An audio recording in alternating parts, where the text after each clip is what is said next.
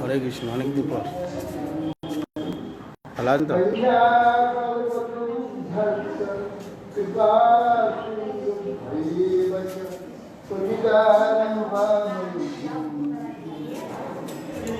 नमो महावदन्याय कृष्ण प्रेम प्रदाय कृष्णाय कृष्ण नमने गुरु मानंद लीलामय विग्रहाय हेमाभुदिव्याक्ष विसुंदराय तस्मै महाप्रेम रस प्रदाय चैतन्य चंद्राय अज्ञानविदुः कनकावदातु संकीर्तनैकपितरौ कमलायत विश्वम्भरौ दिनबलौ युगधर्मपालौ वन्दे जगत्प्रियकरौ करुणावतारौ ब्रह्मविशतुरिदम्बराय कुञ्जावदंशपुरिगीच्छलसनोमुखाय विन्यासदे कवलदक्षविशालदेवं लक्ष्मश्रीविधुपदे पशुपतिजाय जय श्रीजननिवासदेवकी जन्मवाद जदुवरपरिषत्सैदुर्भिरश्चन्द्रः स्थिरचारवृजिनागनसुस्मितस्मृति व्रजपुरमुनितानां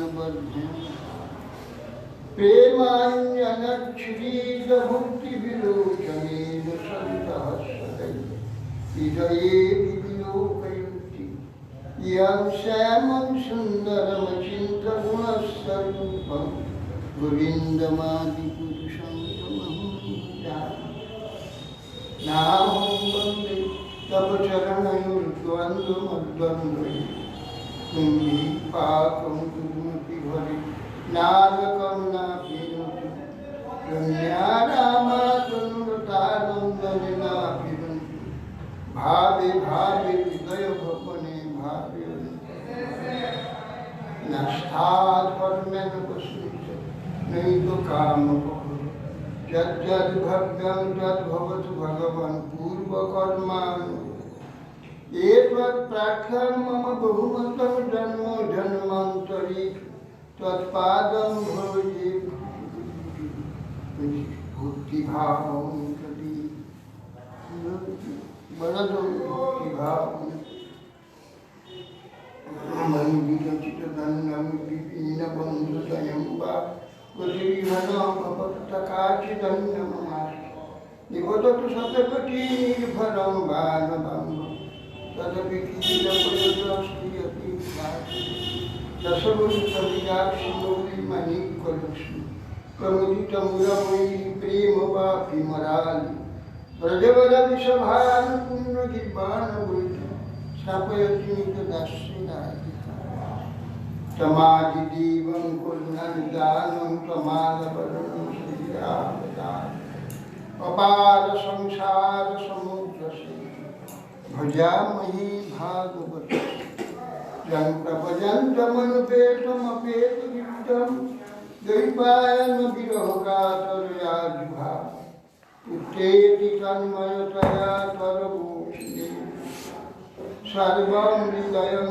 निमानतु वृन्दाय तुलसीदेवैत्याय केशवसति विष्णुभक्तिकृते देवी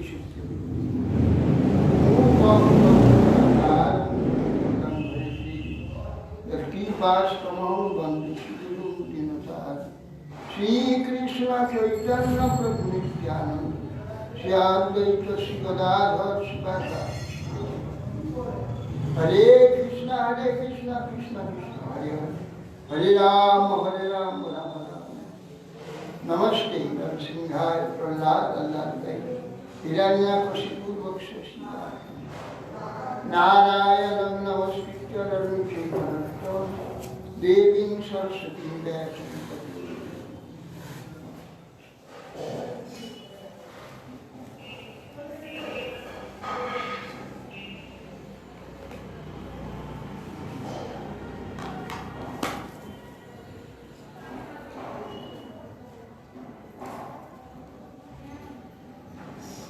জয় জয়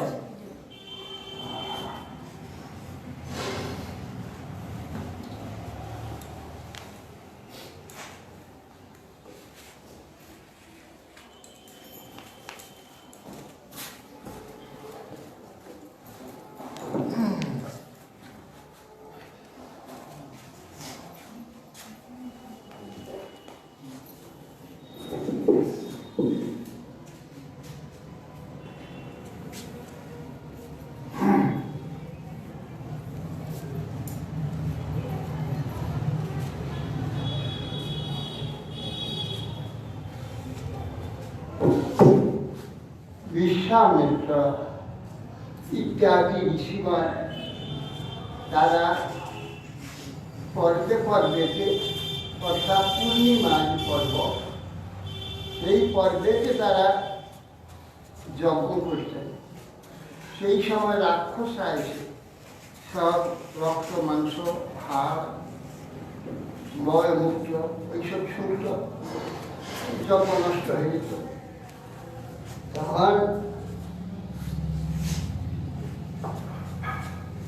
বিশ্বামিত্র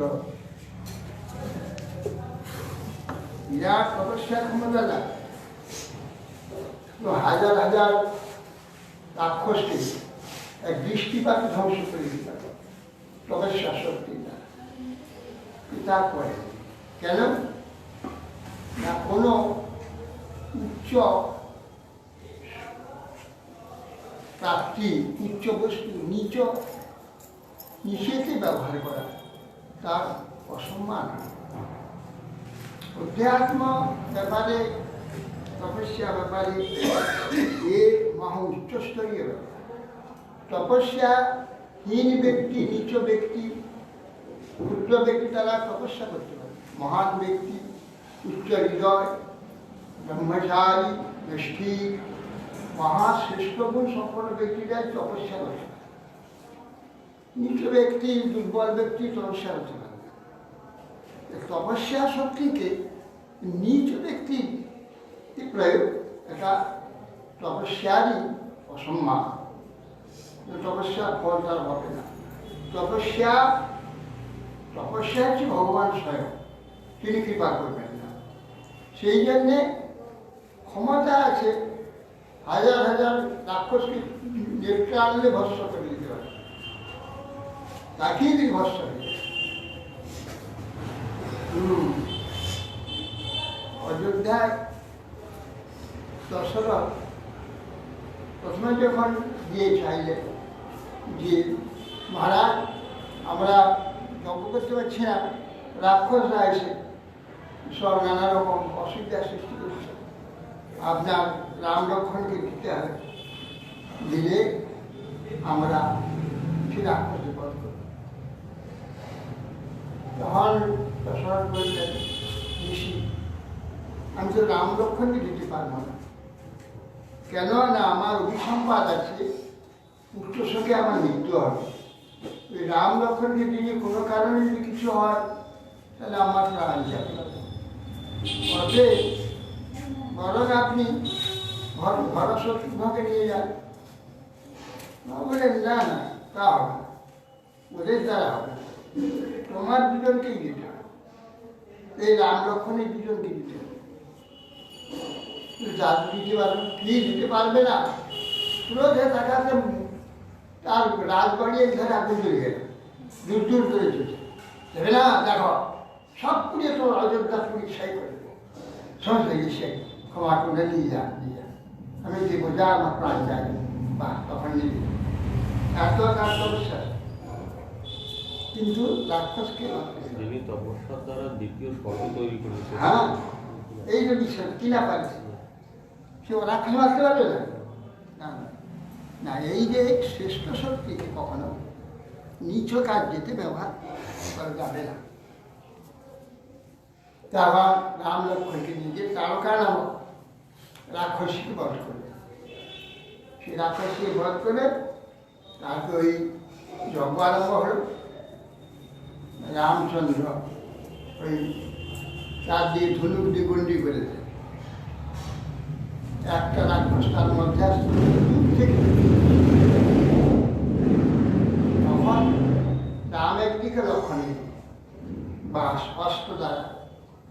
সবকে একদম ছিন্ন ভিন্ন করে দিলাম।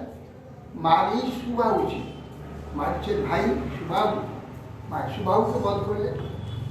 মারিচকে রামচন্দ্র সর্বজ্ঞ ভগবান সব জানেন।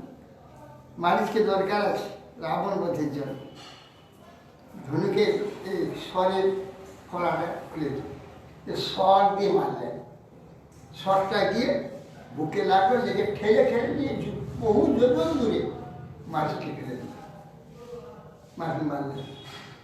মারি কি বাবা, তীর মেরে আমাকে মারলো না, অস্ত্র মারলো না, মন্ত্রবাণও মারতে পারতো তাও করলো না, আমার ধনু স্বর দিয়ে আমাকে বহু যোজন ধরে ফেলেছে। কোনো উদ্দেশ্য আছে, আমাকে মানল না। এ তো মানুষ না, তো ভগবান।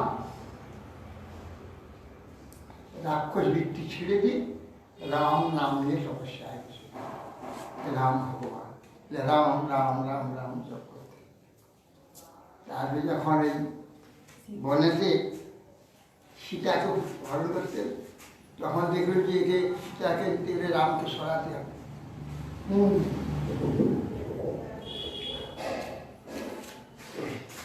পরে শ্রী जो लोक वीर समेत धनुरई समुग्रम सीता स्वयंवर घिरे किशत पुनीतम आदाय बालवदलैवे खुजस्ति सज्जित फितलिप विकृष्वपमंड मध्य। তারপরে বিশ্বামিত্র বললেন শ্রী রামচন্দ্র, তোমাদের একবার মিথিলায় যেতে হবে। মিথিলায় মহারাজ কি বলে জনকের গৃহে তার এক সুলক্ষণা কন্যা আছে, তিনি স্বয়ম্বর সভার আয়োজন করেছেন। একটি শিব প্রদত্ত একটি ধনুক আছে, হরধনু।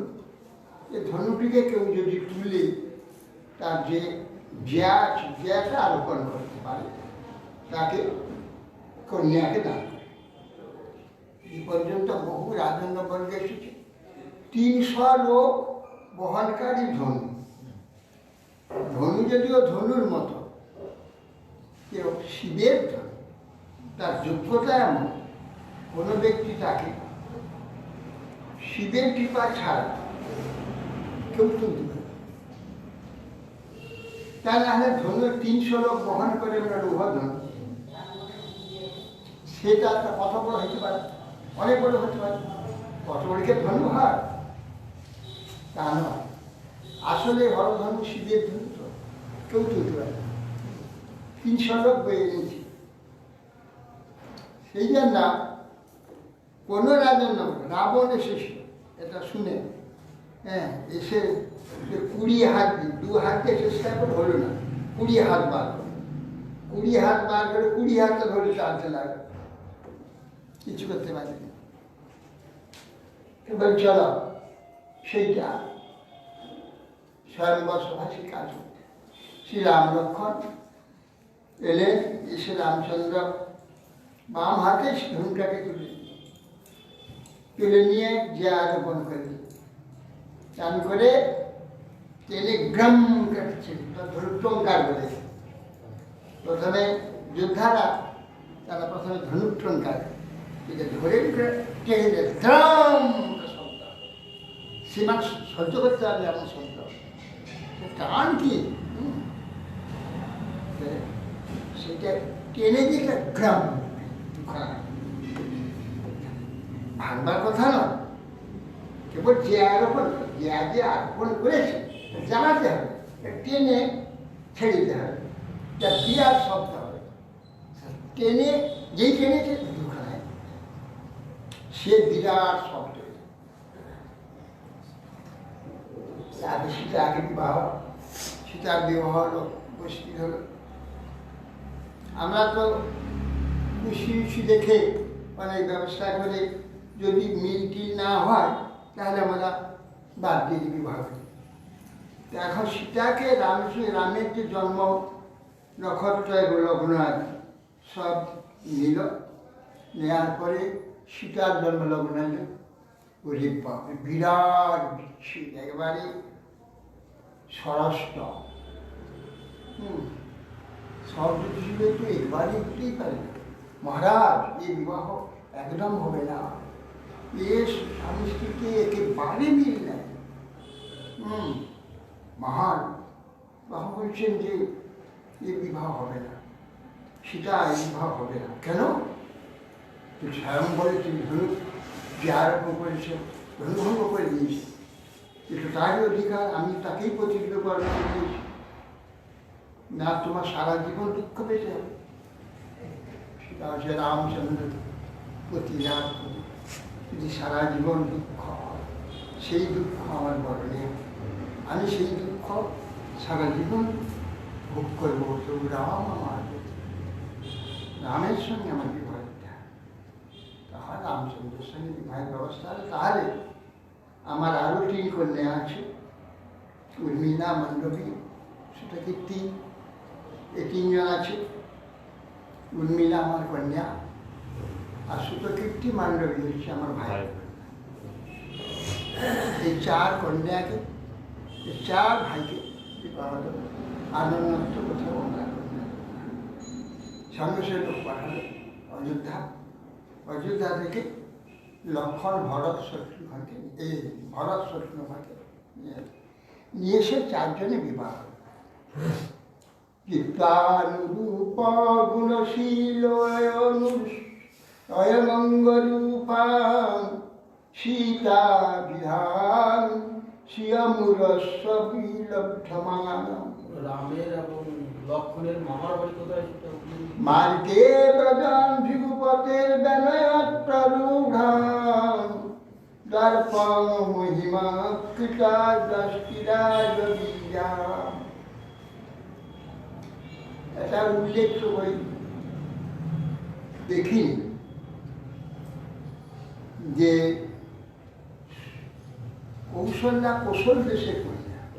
কৌশল্যা ওই অযোধ্যার কাছাকাছি কোশল আছে, কিছু দূরে। কুশল দেশ তো। কোশল কন্যা হচ্ছে কৌশল্যা। কেকই দেশ আছে, কেকই রাজা ছিলেন, কেকই রাজার কন্যা হচ্ছে কৈকেয়ী। কিন্তু সুমিত্রার যে পিতা এবং কোথায় যেটা করে এটা উল্লেখ নেই। না, রামায়ণ দেখিনি। এখন বিবাহ হয়ে 4 ভাইকে নিয়ে ভরতের পিতার বাড়ি, এর পিতার মাতামহের বাড়ি নন্দীগ্রাম, ওইখানে আছে কোথায়, সেইখানে কৈকেয়ী দেশ।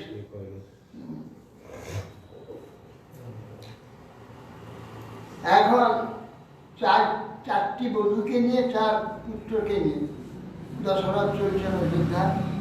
মাঝে গর্জনকে পড়ছিলাম, কে আমার হরধনু ভঙ্গ করল, এত আস্পর্ধাঘাত, হরধনুকে ভেঙে দেয়। কে অপরাধ করে, খুব তাকে আমি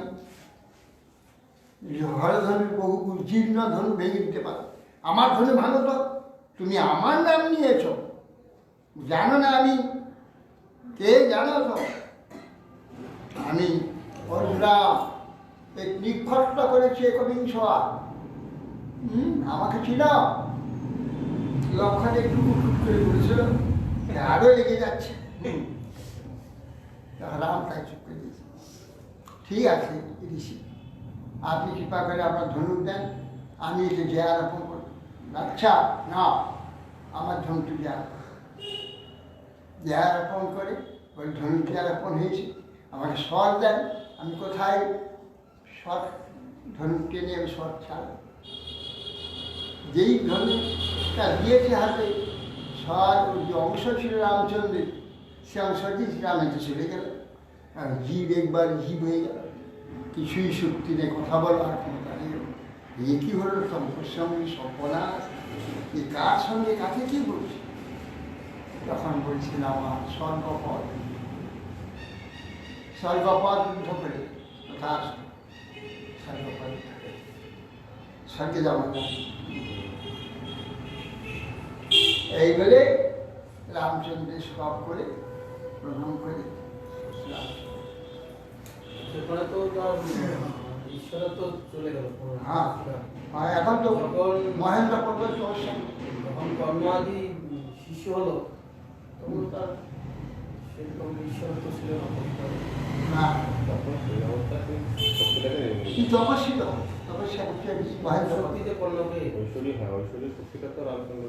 রামচন্দ্র নিয়ে নিলেন আমার পুরো দোকান যা সত্যপাশ পরিবীত পিতুর নিদেশং স্ত্রৈনাস্য চাপি শিরসা দগ্রিয়ে সভার রাজ্যাং শ্রিয়াং প্রণয়নাং শ্রীদ নিবাসাং তত্ত্বাবনমসুনীব মুক্ত সঙ্গ যা সত্যপাশ পরিবীত পিতুর নির্দেশ পিতার সত্যপাশে পিতা আবদ্ধ। এখন শুনলেন যে পিতা নাকি সত্য করেছিল মা কৈকেয়ীর নিকটে দুইটি বর, এক বলে চতুর্দশ বর্ষ বনগমন শ্রীরামচন্দ্রের, দ্বিতীয় বলে ভরতকে রাজ্যাভিষেক। তথাস্তু ভরতকে রাজ্য করে আমাকে বলল আনন্দের কথা, আমি তো আনন্দে থাকবো। ভরত সব ভার নেবে, আমার তো চলে যাবে, দায়িত্ব চলে যাবে। তখন তিনি যে পিতাকে প্রণাম করতে গিয়েছেন, পিতা বলছে কে? আমি রাম। রাম কি? আমি বনবাসে যাচ্ছি। কেন? আমি তোমাকে কি বনবাসে যেতে বলেছি? বলে আপনাকে বলতে হবে কেন? আপনার ঋণ, আপনার উত্তরাধিকারী আমরা পুত্র,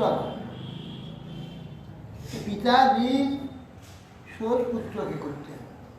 পিতার যাবতীয় সম্পদে এবং বিপদ যা কিছু থাকবে পুত্র তার উত্তরাধিকারী, আমি তো আবার সব উত্তরাধিকারী। তো আমাকে বলতে হবে কেন? আপনার ঋণ আছে, সেই ঋণ আমাকে শোধ করতে হবে। আমি বনবাসে যাচ্ছি, এই বলে প্রণাম করে চলে গেলেন বনবাসে। সত্যপাশ পরিমিত পিতুর নির্দেশ, পিতুর যে ইচ্ছা স্ত্রৈণা চাপি ছিল সর্বকৃষ্ণ। যদিও স্ত্রৈণ পিতা স্ত্রীর মনোবাসনা পূর্ণ করতে গিয়ে এইরকম বর দেওয়ার যে করেছে এটা ঠিক নয়, তথাপি শিব মস্তকে সেটা ধারণ করেছে। রাজ্যং শ্রিয়ং প্রণয়িনাং শ্রীর নিবাস তত্ত্বা যজৌ বন অসুমিব মুক্ত সঙ্গ ব্যক্তি প্রাণ পর্যন্ত পরিত্যাগ করে চলে যায়। ঠিক সেই প্রকার প্রণয়ীগণ সুহৃদগণ অযোধ্যা রাজধানী রাজ অট্টালিকা রাজগৃহ রাজ্যশ্রী ছেড়ে শ্রীরামচন্দ্র বনেতে চলে গেলেন। মুক্ত সঙ্গ ব্যক্তি যেমন তার প্রাণ পর্যন্ত পরিত্যাগ করলেন। রক্ষস্বসু ব্যাকৃত রূপম অশুদ্ধ বুদ্ধে স্তস্যাখরশ্রী সদূষণম মুখ্যবন্ধু জগনে চতুর্দশ সহস্রমপারণীয় কোদণ্ড পানিরটমান উবাসকৃচ্ছম। এখন রামচন্দ্র প্রথমে চিত্রকূটে গিয়ে অবস্থান করছে। চিত্রকূটে ওখানে গিয়েছিলেন কি বলে ঋষি অনসুয়া অত্রিমুনি সেখানে তপস্যা করছে। অনসুয়া যে অত্রিমুনি অনসুয়া তপস্যা, সেখানে একটি জল ছিল, শুকনো পাহাড়, পিপাসার্থ হয়েছে অনসুয়া, জল পাচ্ছে। তখন তপস্যা করে গঙ্গাকে হয়, ওখানে গঙ্গা বিভূষণের মন্দার, সেই মন্দাকিনী ওখানে প্রবাহিত হয়েছে। যেখানে তপস্যা করছিল ওইখানে উৎপত্তি স্থান আছে ওখানে ওটাই মন্দার। সেখান থেকে বয়ে এসে ওই চিত্রকূটে বয়ে এসে ওইখানে শ্রীরামচন্দ্রজি অবস্থান করেছে। কিন্তু রাক্ষসদের খুব অত্যাচার ওইখানে। তখন ঋষিরা বললেন রামচন্দ্র আমরা এখান থেকে চলে যাচ্ছি, তুমিও এখান থেকে চলে যাও। ঋষিদের আদেশে এরা ওখান থেকে এসে ওই ওই কোথায় সেটা চম্বকেশ্বর পঞ্চবটি দণ্ডকারণ, ওখানে চম্বক থেকে নাসিক, নাসিক ওইটা পরে নাসিক নাম হলো, নাক কেটে দিন, নাক ছিলেন সুর্পনাখা, এটা নাসিক না, আগে ছিল দণ্ডক। দণ্ডক নামে এক অসুরকে ভগবান বিষ্ণু বধ করেছে, বধ করার পর সেই স্থানের নাম দণ্ডকারণ্য। তখন সেই দণ্ডকারণ্যে গিয়ে পঞ্চবটি নামক একটি স্থান, এখন সেখানে 5 রকমের বট আছে, পঞ্চবট। এই পঞ্চবটিতে গিয়ে বিল্ল আর কি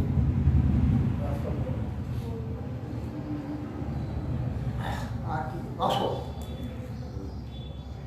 এরা পঞ্চবট। না না, অনেক বট বিল্ল আছে, তো সেই পঞ্চবটিতে অবস্থান করছেন। এই সময় রাবণের ভগিনী সুর্পনখা, এক সময় রাবণ দিগ্বিজয়ী নির্মিত হয়েছিল, সব বিপরীত সব ব্যক্তিরা তার সঙ্গে লড়েছে। সেই সময় যুদ্ধের সময় সুর্পনখার স্বামীকে মেরে সুর্পনখাকে নিয়ে গিয়ে তার কাছে আসলে বলল, হে ভ্রাত, তুমি কী করবে? যদিও রাবণ মায়ের নয়, ওর সম্বন্ধে রাবণ সুর্পনখা না না, বিমাতা ওরা সম্পর্ক, রাক্ষস সম্পর্ক। আমার এসে রাত করো, আমি সুর্পনখা, আমার রাজাকে, আমার স্বামীকে তুমি বধ করেছ, আমি কী করবো? আমার আমি তো ওখানে বুঝতে পারিনি যে তোমার স্বামী, পরিচয় তো পাইনি, আর যুদ্ধ ক্ষেত্রে কী করবো? আমি তাহলে এই কাজ করি, সমস্ত এই অঞ্চল পৃথিবী থেকে সমস্ত ভারতবর্ষ এই দণ্ডকারণ্য রাজ্য সব জায়গা তোমার অবাধ অধিকার দিয়ে না। তুমি ওইখানে বলপূর্ব যে কোনো সুন্দর পুরুষ পাবে, বলপূর্ব তাকে ভোগ করবে, তোমাকে আমি আদেশ দিব। যদি কেউ বিপরীত হয় আমাকে জানাবে, আমি তার ব্যবস্থা। চাষের পরে দেখতে পেলে এত সুন্দর পুরুষ এসে যখন রামচন্দ্র বলছে, ওই তুমি আমাকে প্রতিনিধিকে গ্রহণ করো। রামচন্দ্র বলছে, আমার প্রতিনিধি কাছে দেখতে পাচ্ছি, সুন্দরী স্ত্রী আমার কাছে রয়েছে, আর তোমাকে আমি কেন গ্রহণ করো? সুন্দরী কি স্ত্রী হয়েছে যে আমি কি তোমার স্ত্রীকে সুন্দরী নই? তুমি আমার স্ত্রীকে কোটিগুণ সুন্দরী হতে পারো, কিন্তু আমি একপ্রতি ব্রত, আমার স্ত্রী ছাড়া আমি দ্বিতীয় কোনো স্ত্রীকে গ্রহণ করি। আমার ভাইয়ের কাছে স্ত্রী নেই, ভাইয়ের কাছে তখন যখন রামচন্দ্র শুনলেন না, তখন লক্ষণ বলছে যে আমি তো আমার জ্যেষ্ঠ ভ্রাতা এবং তার প্রতি ভাতৃপ্রতি দুজনকে রক্ষা করা, সেবা করা, এটা আমার সেবা ব্রতী। তার যদি অন্য কেউ ভজ্ঞা থাকে তাহলে সেবা ব্রত হবে না, সেবা হতে পারে, ব্রত হবে না। আমার ব্রত আছে, তার সৃষ্টি মুখ দেখে না, খায় না, ঘুমায় না, অতএব সেই জন্য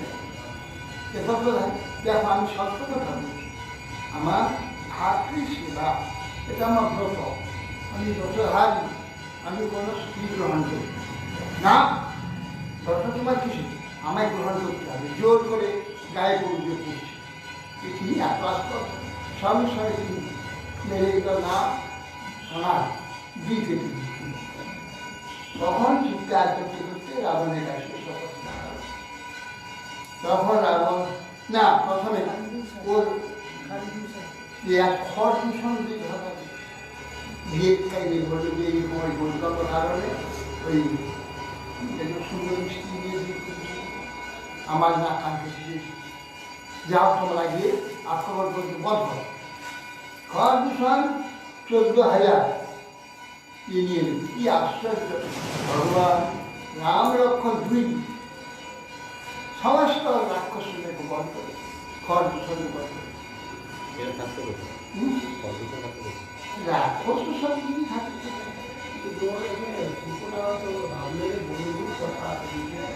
বগির নিজের হবে না অন্য কোনো আত্মীয় ঘুরিয়ে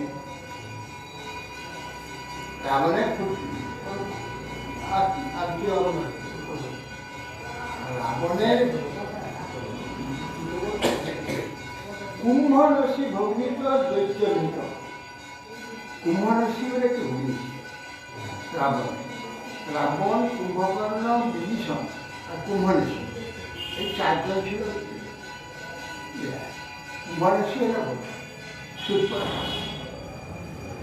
কুম্ভ ঋষি একজন দৈত্যকে হরণ করে দিয়েছে এই জন্য ইয়ে বলেছিল বাংলার জাতি আমার জাতি বলছিস অঙ্গদ বলছিস অঙ্গদ যখন গিয়েছিল রাবণের সময় রামচন্দ্র এই বলছে তখন নিন্দা তখন বলছে আমার জাত তুমি গালাগাল দিচ্ছ বানর অমুক তোর জাত কথা তুই জানিস মা তোর রাক্ষসী যে ব্রাহ্মণ তোর পিতা তুই বেটা বিবাহ করলি দানব দুহিতা কুম্ভ রাশি ভগ্নি তোর দৈত্য নিরহ কয় জাতি দেখ না তুই বেটা মনে করে হ্যাঁ তো কটা জাতি নেই মা তোর রাক্ষসী ব্রাহ্মণ তোর পিতা তুই বিয়ে করেছিস দানব দুহিতা মন্দ তৈরি হয়েছে তোর দানবের আর কুম্ভ রাশি ভগ্নিকে দৈত্য হরণ করে দিয়েছে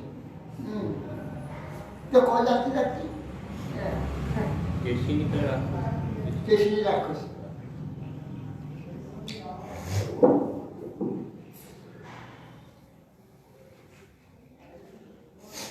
সতী কথা শ্রবণ বিবিধ হৃদয় ছেদ শিষ্টান বিলক্ষ নিকটে দশকন্দারেণ জগনে অদ্ভুতেন পুরুষা আশ্রমতোপকৃষ্ট মারিচ মাস বিশিখেন যথা কমগ্রহ এখন সুপর্ণা দেখলো এখানে কাজ হলো না তখন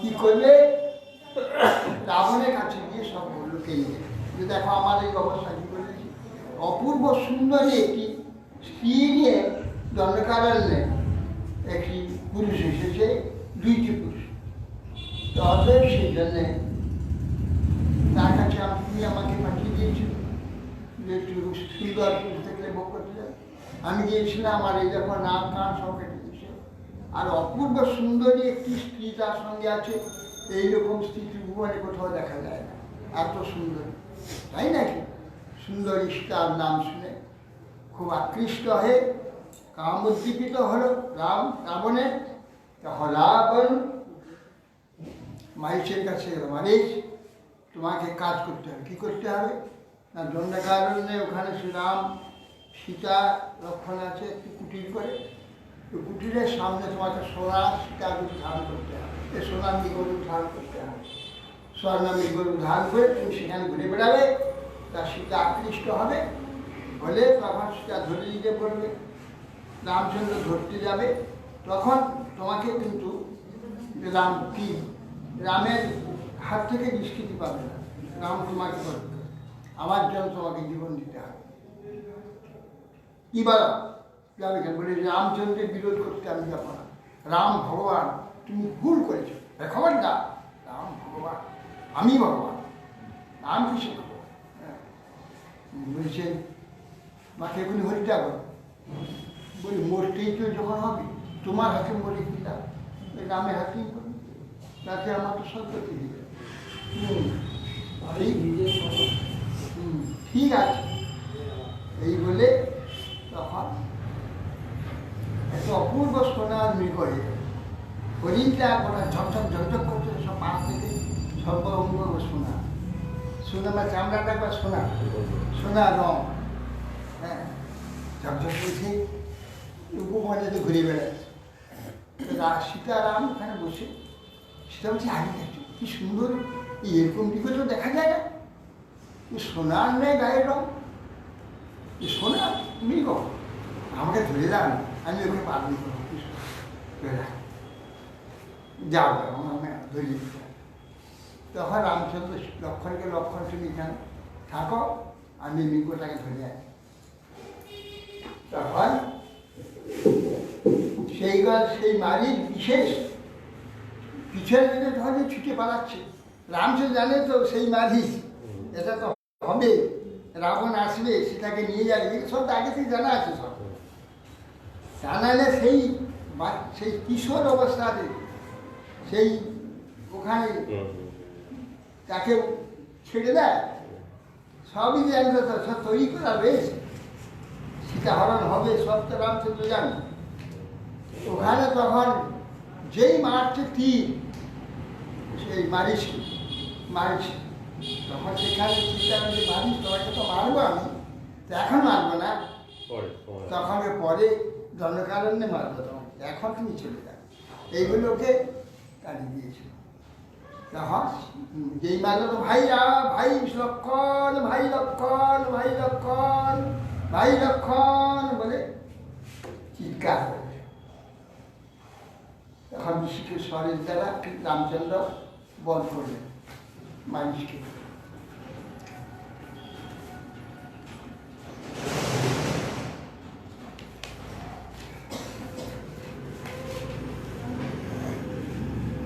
রক্ষ আধমেন বিকপদ বিপিন অসমক্ষণ বিদেহরাজ পিহিতর প্রজা পিতায়াম ভ্রাতা বনে কৃপণবৎ প্রিয়া বিযুক্ত শ্রীসঙ্গী নাম গতিমিতি প্রথয়ঞ্চার। সেই বৃক যেমন অলক্ষ্যে অসাক্ষাতে মেষ শাবক আদি অন্বেষণ করে তাকে অপহরণ করে পলায়ন করে, বৃক মানে শিয়াল আদি, নেকড়ে আদি, এইসব বৃক বলে।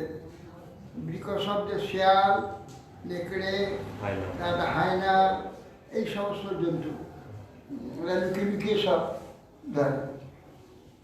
এই রাক্ষসরা তখন রাবণ বনের মধ্যে রামচন্দ্রের সাক্ষাতে ওইটাই সীতাদেবী অপহরণ করে। রামচন্দ্র প্রিয়া বিরহী স্ত্রী সঙ্গী মানে দুঃখময়ী গতি লোক সমাজে বিস্তার করতে করতে ভাষা লক্ষণের সহিত বিনবদ বনে বনে বিচরণ করছে।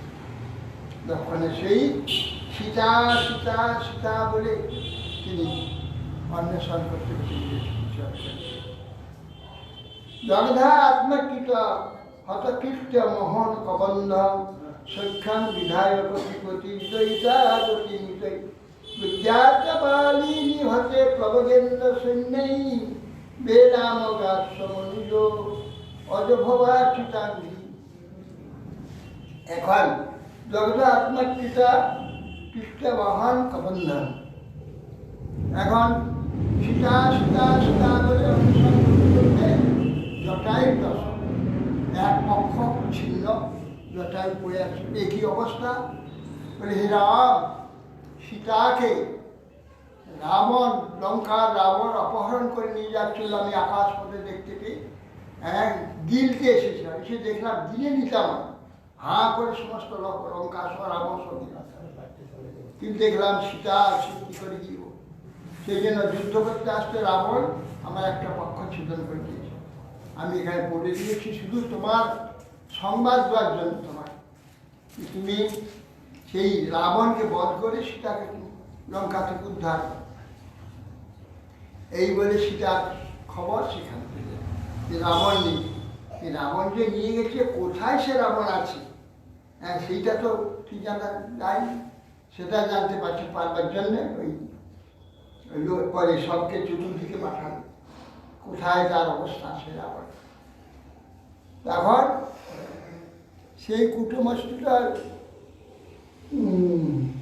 রকধনা বাবা বিপিনা বইয়া পড়ে ভাবতে আপনার কৃপমার প্রিয় বিমুক্ত শ্রীনাগতি, তিনি দগ্ধাত্মা কিন্তু তাহলে বললে যে আমি দশরথের বন্ধু, তাহলে তো আপনি আমার পিতৃতুল্য, আপনার আমি রাম দর্শন করতে করতে আমি দেহত্যাগ করব, আমার সৎকার তুমি এই বলে রামের দিকে তাকিয়ে দেহত্যাগ করে ওই জটায় তখন কাষ্টরাজি নিয়ে এসে লক্ষণ রাম তার দাহ সংস্কার করে তাকে জলাঞ্জলি তর্পণ করে জলাধার কবর। তারপরে এমন সময় এক কবন্ধ নামক রাক্ষস এসে তার মাথাটা নেই, এ পেটেতে মুখ চোখ সে হাঁ করে সে খেতে আসে, মাথা নেই, এইখানটায় চোখ দুটো আছে বুকে, এইখানে মুখটা হাঁ করে বিশাল হাঁ করে খেতে। সেই সময় সে কবন্ধ বলে কবন্ধান মহাতপ্তম কবন্ধান সক্ষণ বে কবি। খুঁজতে খুঁজতে তখন ঋষ্যমুখ পর্বতে এসে উপস্থিত হলেন। দেখেন সেখানে ওই 5 জন বানর দাঁড়িয়ে রয়েছে, হনুমান, সুগ্রীব, জাম্বুয়ান আর নলের। তারা বলছি কে তোমরা? তখন সব পরিচয় দিলেন যে আমরা আমাদের রাবণ নাকি আমার পত্নীকে হরণ করে নিয়ে গেছে, সেই পত্নীকে অন্বেষণ করতে আমরা এই বনে অন্বেষণ করছি, আপনারা আমাদের সাহায্য করেন। সেই কিষ্কিন্ধা কি কিষ্কিন্ধা না অন্ধ্রপ্রদেশে মিছিলিপট্টম আছে, ওটা হচ্ছে ওই ওই যে না না না না এই যে এতে এখন রাজধানী হচ্ছে অন্ধ্রপ্রদেশে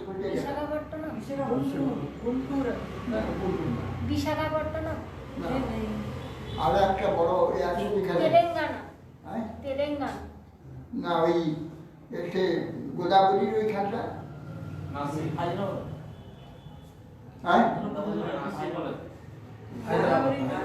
আরে না ওখানে বড় একটা জায়গা রয়েছে যেখানে যে মল্লিকার চুল তার সামনে এই জায়গাটা বরফটা ওইটা করা যায়। তো ওইখান থেকে যেটা সমুদ্রের কাছাকাছি সেখানে আছে যে কি বলে কিষ্কিন্ধা, ওই কিষ্কিন্ধার ওই এটা আছে কি বলে বিশ্বমুখ। এক সময় বালি ওইখানে অবস্থান করে, সেই বালি রাজবাড়ি ওখানে, ওই জন্য ওখানে বালির সময় একটি রাক্ষসকে একটি দৈত্যের সঙ্গে লড়াই করতে করতে ঋষ্যমুখ পূর্ব পর্বতে ঋষি ছিলেন, ঋষি তপস্যা করছে, সেইখানে ওই দৈত্যটাকে বধ করে রক্তারক্তি করে দেয় সে পর্বতে। কুন্ত হয়ে বলছে তুমি আমার এই আশ্রমকে দূষিত করলে, একজনকে হত্যা করলে, রক্তাক্ত করে দেবে, আমি অভিসম্পাদ দিচ্ছি, ভাই তুমি যদি কোনোদিন এই পর্বতে আসো সেই মুহূর্তে তো মৃত্যু হবে। অভিসম্পাদ দিয়ে সেই জন্যে বালি কোনোদিন ওই পর্বতে যেতে পারে না। তারপরে বালির অন্যায় যে সুগ্রীব যে একটা কি রাক্ষসটার নাম ভুলে যাচ্ছে, যে রাক্ষসটা এসে না দৈত্য এসে আক্রমণ করেছিল ওই কিষ্কিন্ধা। তখন বালি তার সঙ্গে লড়াই করবার জন্য গেছে, সে একটা সুরঙ্গের মধ্যে ঢুকে চলে যায়। বালি সেই সুরঙ্গের মধ্যে ঢুকে তাকে যুদ্ধ করতে যায়। তখন সুগ্রীবকে বলল তুমি বাইরে পাহারা দাও, এইখানে যেন আর কেউ বেরোতে না, বেরোলে তাকে আক্রমণ করবে। চলে গেল ওইখানে গিয়ে সেই অসুরের সঙ্গে কয়েকদিন লড়াই করছিল। এরা বসে বসে অপেক্ষা করে দেখবে যে আর বেরোচ্ছে না, আর তাকে তখন বধ করার পর রক্ত ওখান থেকে গড়ে আসে। তখন তাহলে বাড়িতে বেরিয়ে ফেলেছে, ভয়েতে বড় একটা পাহাড় নিয়ে এসে সবাই মিলে চাপা দিয়ে দিল যাতে নাকি না আসতে পারে, দিয়ে ওর পালিয়ে গেল। তাহলে তাকে বধ করে বালি এসে দেখে যে দরজা বন্ধ, মানে গুহার মুখটা বন্ধ করেছে পাহাড়। বাড়ি তো মহা বড় ঠেলে সেই পাথরকে ফেলে দিয়ে বেরিয়েছে। তাই এখানে আসতেই তখন সব লোক হচ্ছে বাড়ি যখন মরে গেছে বা তুমি সিংহাসনে আরোহণ করো। না না আমি সিংহাসন না, সিংহাসন বসতে হবে, তাহলে সিংহাসন খালি থাকবে না। তখন সব আমার তো অন্যান্য যারা ছিল সুগ্রীব সিংহাসনে বসিয়ে দিল। আর তারাকে বলবে তোমাকে বামে বসতে হবে। নিয়ম আছে যে রাজা হবে, অর্ধেক অন্য যদি কেউ রাজা হয়, তার যে রাজা মরে যায় তার সিংহাসন তার অধিকার, আর তার পূর্ব রাজার পত্নী যদি থাকে তার কিন্তু অর্ধেক সিংহাসন। পূর্ব আগে ভারতবর্ষে এরকম নিয়ম ছিল। হ্যাঁ, এই নিয়ম সমস্ত রাজ্যে ছিল। কথাই ওর যে এখন রানী সে বামে বসতে পারবে না, বামে সিংহাসনে বসবে পূর্ব রাজার যে রানী সে বসবে। ভাগ হয়ে গেল। মানে ওই রানী এর রানী হলো। হ্যাঁ, ওই রানী হলো, তার সে পত্নী আসন পেয়ে গেল। পত্নী হলো। এই জন্যে এখন তারাকে, ওর পত্নী হচ্ছে তারা, তারাকে বামে বসে সিংহাসনে বসে বসেছে। আর যেই বাড়ি এসে দেখেছে ঠিক আমার পত্নীকে বামে নিয়ে তুমি সিংহাসন থেকে করছো, এই বলে ও দাঁড়িয়ে মাঠে ও তো এই মা তো কোথায় যাবে, শেষ পর্যন্ত ওই ঈশ্বমুখ পর্বতে গিয়ে ওরা আশ্রয় নিয়েছে, বাড়ি বেড়ে ফেলবে, সেই জন্য ঈশ্বমুখ পর্বতে।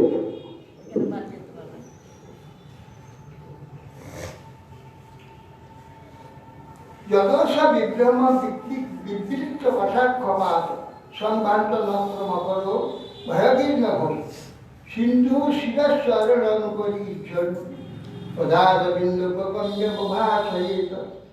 এখন সেখানে গিয়ে তো লোক পাঠিয়ে তখন হনুমানকে পাঠালে, চারদিকে খুঁজে দেখেও পেল না, শেষকালে হনুমানকে দক্ষিণ দিকে এক সেই কি বলে দৈত্যদের যে শিল্পী নাম কি যেন, ময়দানের গুহার মধ্যে একটি হচ্ছে স্বয়ংপ্রভা বলে একটি স্ত্রীকে ওখানে রেখে দিয়েছিল, গুহা, বিরাট গুহা। সে গুহার মধ্যে সর্ব ফল ফুল সব গাছ আর প্রচুর ফলমূল রয়েছে। মানুষরা ওইখানে গুহাটা সন্ধান পায়, সেখানে দেখে তো প্রচুর খাদ্য আদি সমস্ত রয়েছে। ওরা তো কোথাও খুঁজে পেল না যে সীতা রাবণের গৃহ কোথায়, কোথায় গিয়ে সীতাকে রেখেছে, ওরা খুঁজছে। যে সেই গুহা দেখতে পেলে অচিরকম ঢুকে দেখে কি সব ফলে ভর্তি। তখন এইসব ফলগুলো সব বানরা খেতে খেতে তো সেই সময় স্বয়ং প্রভাব প্রকাশ বলছে, আচ্ছা তোমাদের জন্য এই ফল সব রেখেছি, জানি সীতাকে অন্বেষণ করতে তোমরা আসবে, শোনো সীতাকে রাবণ নিয়ে এসো লঙ্কা, তোমরা সমুদ্রের কাছে যাও, খেয়ে তোমরা সুস্থ, অনেকে খেতে পায়নি সে কিছু। তারা খুব করে সব বানররা, হনুমান ছিলেন, আরও কে কে অনেকে, সুগ্রীব না সুগ্রীব তো যাই সুগ্রীব চিন্তা ছিল, অন্যরা নয় নীলাজি সমস্ত বানররা গিয়েছে পেট ভরে খেয়ে। তাহলে আমরা সেই এখান থেকে তো সমুদ্র বহু দূরে, বহু দূর, ওইখান থেকে কিষ্কিটার দিকে ওই যেখানে যাবে ওই লঙ্কা যেতে হলে একটা দূর আছে। তখন বলে চোখ বন্ধ করো সব, তাহার চোখ বন্ধ করে, তার সঙ্গে তার চোখ বলে চোখ খোলো, খুলে দেখে সমুদ্রে ওই গুহার সমুদ্র, সেই কাজ বলছে যাও। তখন সকলে জামুমান টনমান যে কী হবে, যে সমুদ্রের পাড়ে হচ্ছে লঙ্কা, যাবো কি করে? তখন সব হনুমান কিন্তু ভুলে গিয়েছে। হনুমান প্রথম যখন বাচ্চা, তখন ঋষিদের আশ্রমে গিয়ে তাদের জিনিসপত্র সব পূজার বাসন বস্তু টস্তু ফুল টুল সব আকাশে উড়িয়ে দিত, আকাশে উড়ে চলে যেত আর সব নিয়ে চলে যেত, উলট পালট করে যেত। তো রেগে তোমার যা তোর এই যে শক্তি কি ভুলে যা, কোনো ব্যক্তি যদি কোনোদিন মনে করে দেয় তাহলে তখন মনে পড়ে, একবারে ভুলে গেছে। তখন হনুমান জানে না যে তাহলে এই শক্তিকে আকাশে উড়িয়ে যেতে পারে, সে জানে আমি সাধারণ হনুমানের নেয় এইখানে ঘুরে বেড়ে মহাবীর, কিন্তু তা না হলে ওর যদি সেইটা মনে পড়তো তাহলে বালিকে সুগ্রীবকে কিছু করতে পারত, বালিকে ঠিক করে দিতে পারত, কিন্তু বালির কাছে সে চাকরের ন্যায় ছিল। হনুমান, তারা ভয় পালিয়ে এসেছিলেন। ভাই হনুমানের যে এই বিক্রম, তার যে মহিমা, হনুমান একেবারে বিস্মিত ছিল। সাধারণ একটা হনুমানের মানে বানরের নাই, তার একটু একটু বল বেশি এই হয়েছিল। তখন সবাই বলছে যে তারা কে যাবে, কিভাবে যাবে, সমুদ্র পার হবে কি করে। তখন বলছেন জাম্বুবান বলছেন, হনুমান তোমার যে বল, তোমার যে মহিমা, তোমার যে শক্তি বিস্মৃত, তুমি শোনো, ঋষির অভিসম্পাদ বিশ্ব, তুমি পবন নন্দন, মহাশক্তি তোমার মধ্যে আছে, তুমি জাগ্রত হও। হ্যাঁ, আমি পবন নন্দন, আমি হনুমান, আমার মহাশক্তি যা, জয় শ্রীরাম বলে আকাশে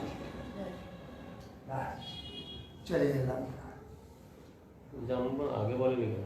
হ্যাঁ? জাম্বুবান আগে- বলেনি, তখন বললে আবার হয়তো হনুমান পালিয়ে যাবে, কোথায় চলে যাবে নিজের কাছে রাখবার জন্য, তখন তার শক্তি কোথাকে জানে। জাম্বুবান তো ব্রহ্মার পুত্র। ব্রহ্মা তাহা বলে। তারপরে ওই তখন সে সংবাদ দিলেন, এসে হনুমান এসে সীতার চিহ্ন নিয়ে এসে রামচন্দ্রকে দিলেন। সীতার কি দিয়েছিল? সীতা কি যেন দিয়ে দিয়েছিল? ও হ্যাঁ, রামচন্দ্র আংটি দিয়েছিল, সেইটা আবার রাম লিখা আছে, সেইটা আবার হনুমানকে দিল। হনুমান রামচন্দ্রকে শিখা। তখন বলি হ্যাঁ, এই তো আমার তার দর্শন তুমি পেয়েছ। তাহলে কি করে, তখন সুখীর সঙ্গে যুক্তি করে কি করে সমুদ্র পার হয়ে তার চিন্তা বলছেন, চলো সমুদ্রের তীরে। সবাই মিলে সমুদ্রের তীরে এলেন। এসে তখন 3 দিন ওখানে ওই যে রামেশ্বরে আছে,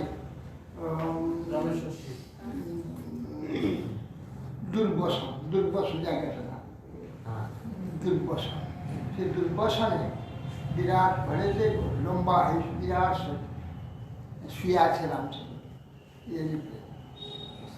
কুশের দুর্বসন।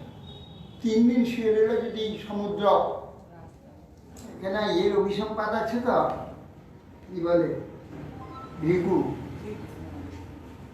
যে এক অবতারে তুমি নিজেকে আত্মবিস্মৃত হয়ে থাকে এবং তুমি বহু বর্ষ স্ত্রী বিচ্ছেদে তোমাকে একলা থাকতে হবে। স্ত্রী বিচ্ছেদে তুমি দুঃখ ভোগবে, তুমি আমার স্ত্রী না, সেটাই সে একবার বিষ্ণুপাদ ও নৃসিংহদেব। এখানে ভিগু একবার দেবতারা তাড়িয়ে নিয়ে এসেছিল অসুরগণকে। অসুরগণ এসে ভিগুর আশ্রমে ঢুকে গেছে। তখন বলছে, এ ভিগুপতিকে বলছে, শীঘ্রই এই অসুরদের ছেড়ে দেন, তাড়িয়ে দেন, আমরা তো হত্যা করব। তাহলে মা আমাদের আমি শরণাগত হয়েছি, আমাদের রক্ষা করুন, দেবতাগণ আমাদের মেরে ফেলবে। তখন দেবতাগণ, যাও দেবতাগণ, আমার শরণাগত হয়েছে এরা, আমি শরণাগতকে কখনো আমি স্থান ত্যাগ করতে পারি না, এদের বধ করতে পারি বলে আমাদের ভয়ানক ক্ষতিকারী এরা, আমি ছেড়ে দেন, এদের হত্যা করবো না। তখন সব দেবতারা গিয়ে ভগবানকে জানলে এইরকম ভিক্ষুপত্নী আমাদের বৃদ্ধাচরণ করছে, সমস্ত ওষুধকে আশ্রয় দিয়ে দিয়েছে। আমরা তখন ক্রুদ্ধ হয়ে বিষ্ণু চক্রবর্তী ওই ভিগুপতি মস্তক, ভিগু বললেন যে স্ত্রী হত্যাকারী তুমি, আমার স্ত্রীকে তুমি হত্যা করলে, আবার তার কন্যা হয়েছে, সে আবার বিষ্ণু আবার তাকে দিব হয়েছে, হ্যাঁ লক্ষ্মী হয়েছে ভিগু কন্যা। তারা বলছে আমি অভিসম্পাদ দিচ্ছি, তুমি এক অবতারে নিজেকে আত্মবিস্মিত হয়ে যাবে, তুমি যে ভগবান ভুলে যাবে, মানুষ বুদ্ধি হতে পারে। আর বহু বৎসর, বহু হাজার বছর তুমি বিপত্নী হয়ে একলা থাকবে, পত্নী বিচ্ছেদ মানে ভুগতে হবে। যদিও ভগবান পত্নী বিচ্ছেদের ভগবান সীতা আর এই লক্ষ্মী নারায়ণ সর্বত্র যুগল হয়ে আছে, কোথাও লক্ষ্মী ছিন্ন হননি ভগবান। লক্ষ্মী যেহেতু হননি, লক্ষ্মীর সঙ্গে সঙ্গে সবসময় থাকে। তবে লীলাতে কিছু বিচ্ছেদ দেখা যায়, এই পর্যন্ত বাস্তবে লক্ষ্মী দিচ্ছিল নাটক হয়। এটা নিজামাত। তারপরে ওই সেই জন্যে ওই রামচন্দ্র এই সীতা দিচ্ছে। তা এই জন্যে বলছেন যে জড়ধিয় নষ্টাং বয়ং জড়ধিয়ন বিদাম ভুবন কুটস্থ মাদিপুরী জগতাম অধীশ মত সত্যত সুরগণ রজস প্রদেশ মন্ন ভুবতে স ভগবান গুণেশ। ও হ্যাঁ, তখন 3 দিন ওই দুর্বাসন ওটা ওটার জায়গাটা হচ্ছে রাম কি যেটা যে রামবান ওই জায়গায় স্টেশন আছে ওটা, এটা ওই রামেশ্বর আগে স্টেশন। হ্যাঁ ওই হ্যাঁ ধনুষ্কোটি তো সমুদ্রে না, তো ওখানে 3 দিন তখন যেল না সমুদ্র। তখন শ্রী রামচন্দ্র ক্রুদ্ধ হয়, অগ্নিবাণ নিয়ে যে কাটিয়েছে, তখন সমুদ্রের সমস্ত জন্তুগণ সব অস্থির হয়ে সব ছটফট করছে। রামচন্দ্রের ক্রোধ দৃষ্টি সমুদ্র উঠে এসে তখন চরণেতে পতিত হয়। হে বলছি নর্তাং বয় জড়ে ধেনু বিদা আমার ভুবন, হে ভুবন, হে ভুমাপুরুষ, হে রামচন্দ্র, আপনি স্বয়ং ভগবান। আমার জড়বুদ্ধি আমি কিছু বুঝতে পারিনি যে আপনি স্বয়ং ভগবান এখানে উপস্থিত হয়েছেন, অপেক্ষা করছেন, আমি যে জানতে পারি না। কুটস্থ আদি পুরুষ জগতামধীশ, সমস্ত জগতের অধীশ্বর আপনি, কুটস্থ আপনি সর্বজীবের অন্তরান্তরে পরমাত্মা, সর্বত্র রয়েছেন প্রভু। কুটস্থ আদি পুরুষ আপনি, সমস্ত জগতের ঈশ্বর আপনি। মহৎ সত্যত সুরগণা রজত প্রজেশা মন্য প্রভু, হে জগতের ঈশ্বর নির্বিকার আদি পুরুষ, সত্যগুণ থেকে দেববৃত্তের সৃষ্টি, রজগুণ থেকে প্রজাপতি সত্য, ক্রোধ ও তমগুণ থেকে রুদ্রগণে আবির্ভাব হয়েছি। সেই জগতের এক ঈশ্বর, প্রধানের ঈশ্বর একমাত্র আপনি, আমি জানতে পারিনি, আমাকে ক্ষমা করুন। কামম প্রজাহি জয়ী বিষ্ণব অবমে হম ত্রৈলোক্য রামন আপ্নবহি বীরপতি বদনেহি শেষমিতে যশস বিতত্যাই গায়ন্তি দিক বিজয়ী জমুকৃত্য বিবাহা। হে প্রভু, আপনি চলে যান, আপনার কোনো চিন্তা নেই, আপনার সংশয় নিয়ে আমার জলের উপর দিয়ে হেঁটে চলে যান, আপনাকে কোনো বাঁধবে না। আপনি চলে যান, জল আপনাকে পা একটু দেখতে না, আপনার পা ডুববে না, আপনার হেঁটে চলে যান লঙ্কায়।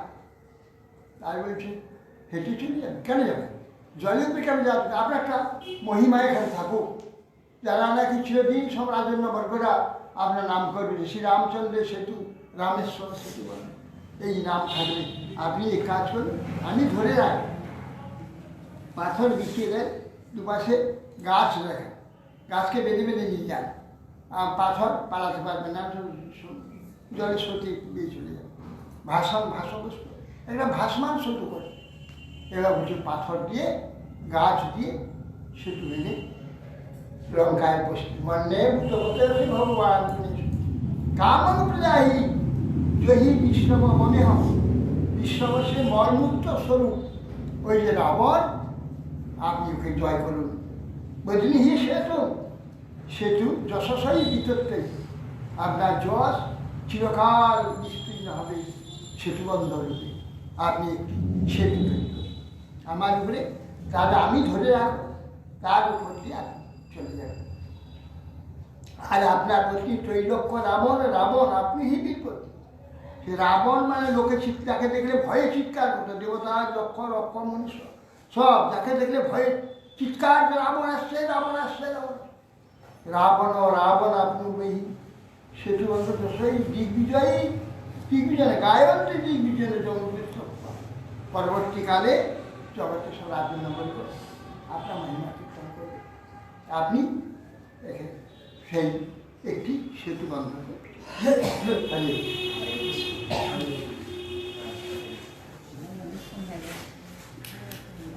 হরিবোল হরিবোল। রামচন্দ্রের 7 কাণ্ড রামায়ণ, 7 কাণ্ড রামায়ণ মুখে বলে দিতে হবে, এ তো সব সংক্ষেপ বলে দিতে। 7 কাণ্ড রামায়ণে কত কাণ্ড আছে তার কথা বলে গেছে।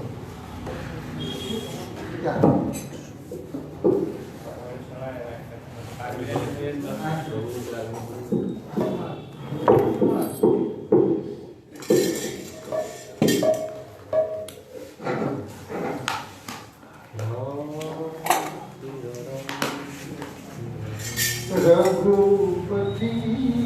রাঘব রাজা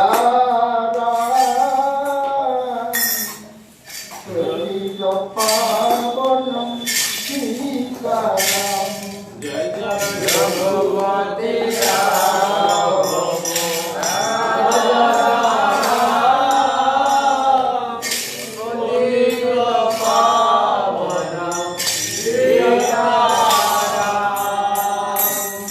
রঘুপতি রাঘব রাজা রাম সতীশ পাবন সীতারাম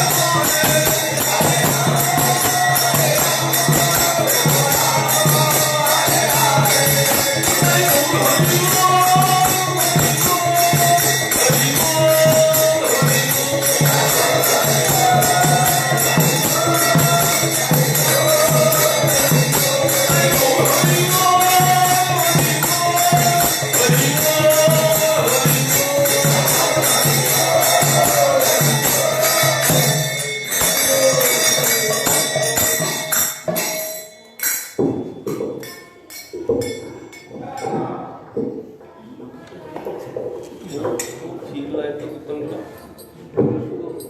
এটা বাজবে কি বলে হাতে গুনে মাতান ঠিক আছে আমার বাজবে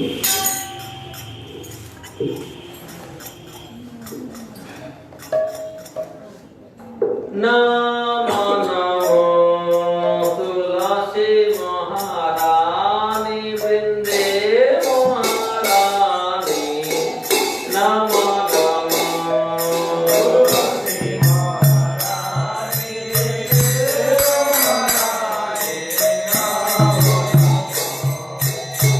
নমো নমো রে মায়া নমো নারায়ণী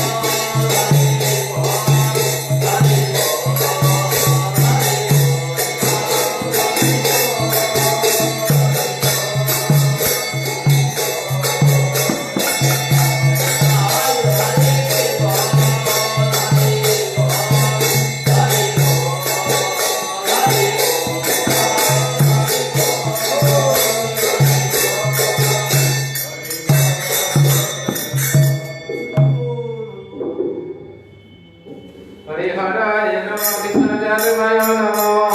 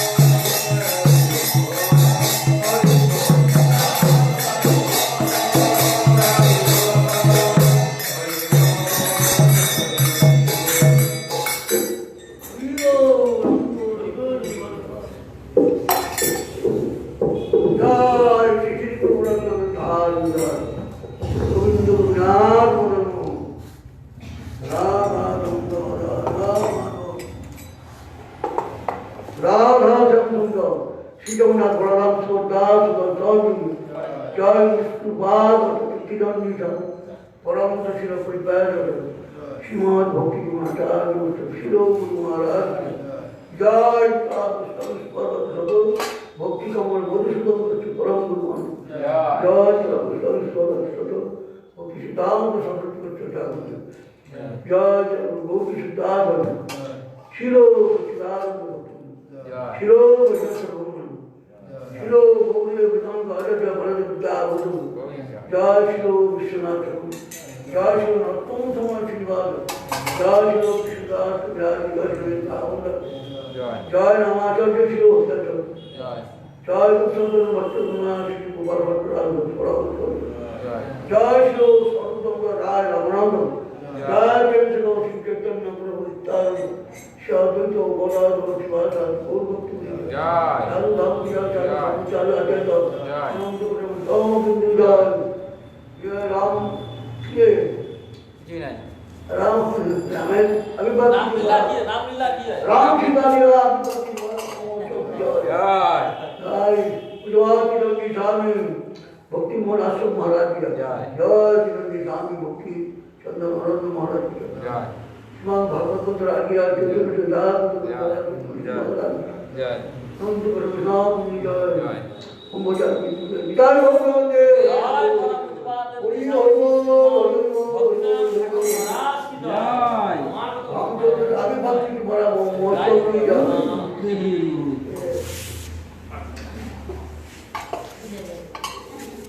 हे कृष्ण रामचंद्र लंका जाते हैं आज लंका यात्रा ही हो लंका यात्रा की